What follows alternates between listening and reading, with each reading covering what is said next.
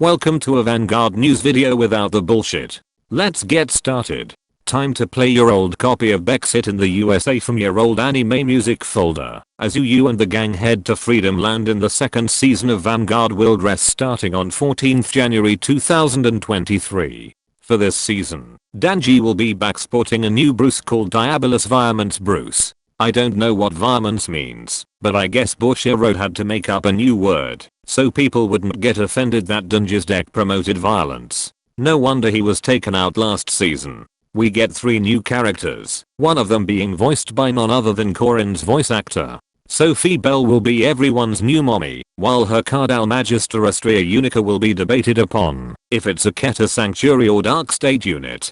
Seeing as the name implies constellations, my bet is on the former, and Bushiroad needs to fill the gap between Youth Burke and Bastion supports. Samuel Fredson will be everyone's new daddy voiced by Tatsuya's voice actor, while every Nova Grappler main finally gets to eat tonight as Blue Deathster Skyrender Vanguard will be obviously be a brand gate unit. A certain blah player probably soiled his pants. Meanwhile I'm here still waiting on when Knights and Magic will get a second season, otherwise this card is the next best Ikaruga. Helena Walker will be everyone's new lolly, even though she's 170 centimeters. One would assume she would be using Lyrical Monasteria, but judging from her outfit would imply she's noble of origin. I suspect she plays a Stoikeria deck, since Megumi and Urara are sidelined in Japan. Speaking of which, Urara will seem to still be playing a part next season, even though she isn't coming with the boys to Freedom Land. Meanwhile everyone's favorite Bold Zorga main returns.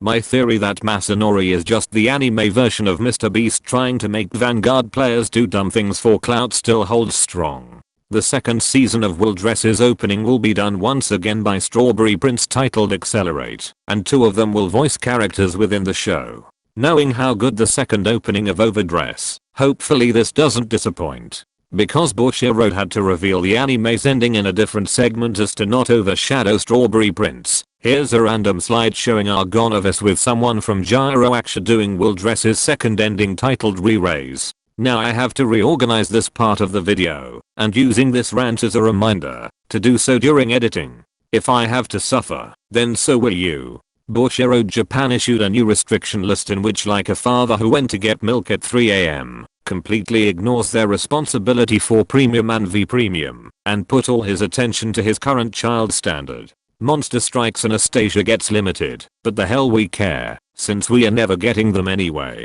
Dark Strain Dragon as well as Magnolia Elder and Inlet Pulse Dragon were removed from the restriction list. While Dark Strain was a no-brainer, having Inlet Pulse be usable in Magnolia Elder once more seems like someone at Bushiroad R&D just wants to see the format burn to the ground, so they can reboot the game a 4th time. Not to mention that Inlet Pulse is currently in a child custody case between Flagberg and Maelstrom, and here comes Magnolia Elder out of nowhere claiming her child.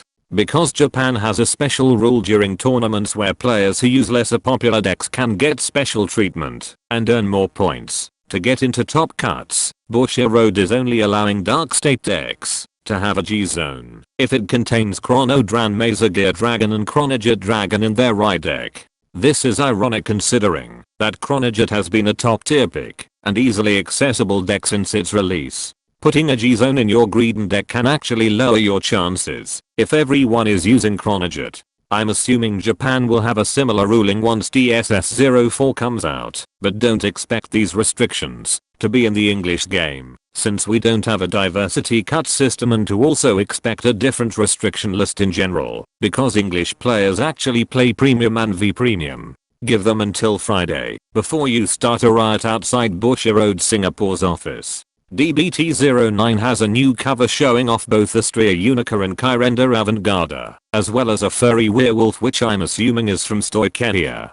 Could this be Helena Walker's deck? And in case you're wondering where the hell are your crossover dress supports, DBT10 has you with a new Virina form on the cover as a sign that you should start saving money if you want to build what is arguably the most expensive deck in Standard.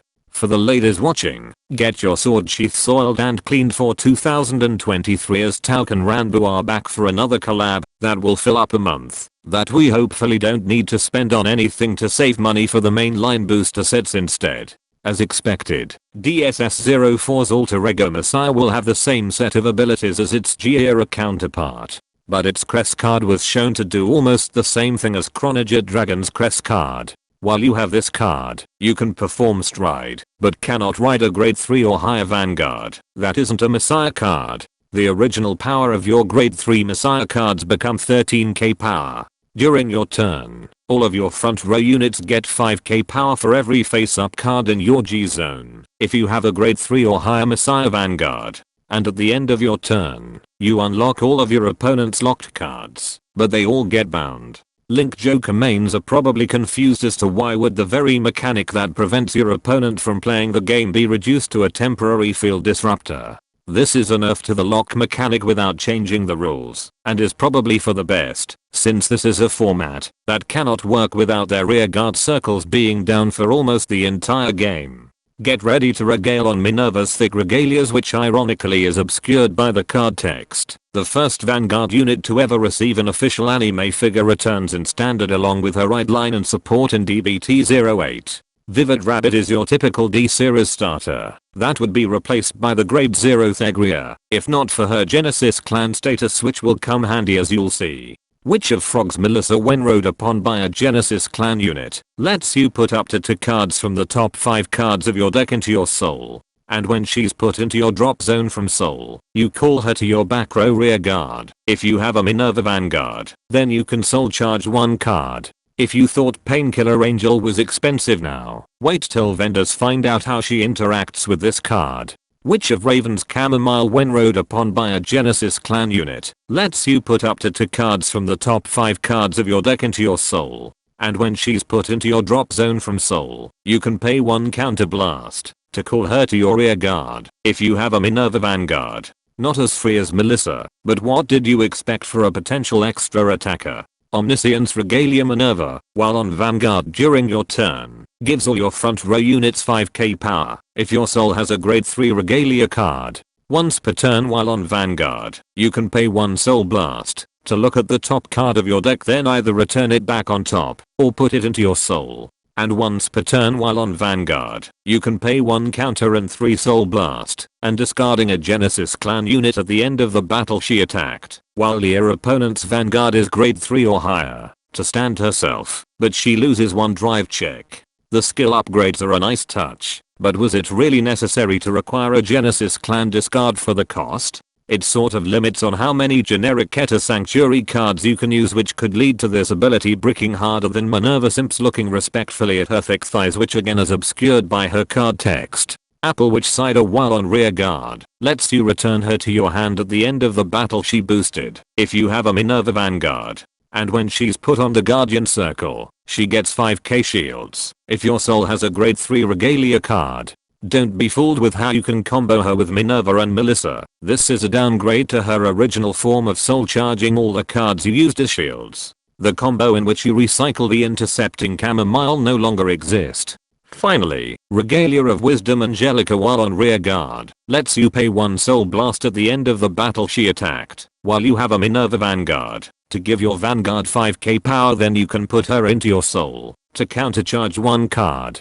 At least this solves your Regalia and soul issues. Too bad it doesn't resolve how expensive Angelica is for premium Regalia decks. And that concludes this Vanguard news video. Be sure to subscribe and let me know in the comments how we only got 3 new characters in Will+Dress, because they couldn't even make the previous new cast to do something.